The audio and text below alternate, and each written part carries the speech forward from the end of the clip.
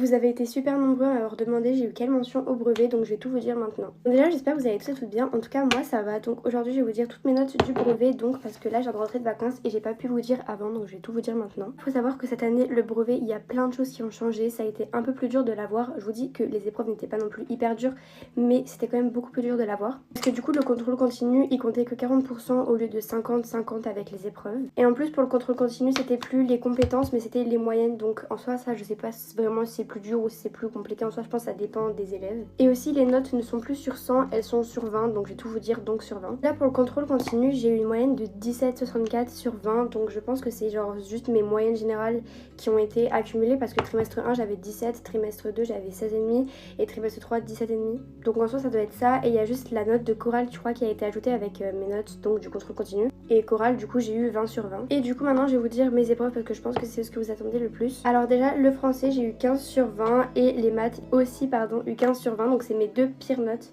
Que bon en vrai c'est un peu les matières qui étaient qui sont les plus importantes. Ensuite ça je suis super contente parce qu'il faut savoir que toute année j'ai été hyper nulle dans cette matière, mais en histoire géo j'ai eu 18 sur 20, donc franchement je suis hyper fière de moi parce que ma maman m'avait pris des cours de ça parce que tellement je suis nulle en histoire géo. J'avais un peu peur mais franchement je suis trop contente. En plus le développement construit il a été hyper bien tourné, franchement moi j'ai trouvé ça super facile, enfin de mon point de vue, parce que c'était aussi ce que j'étais un peu tombée sur le même thème au brevet blanc, donc ça m'a hyper aidée. Mais bon, je suis super fière de ce que j'ai eu en histoire géo en tout cas. Ensuite en EMC j'ai eu 17, donc ça aussi je suis contente parce que EMC en vrai j'ai vraiment pas trop appris de l'année. Enfin genre j'avais 2 chapitres.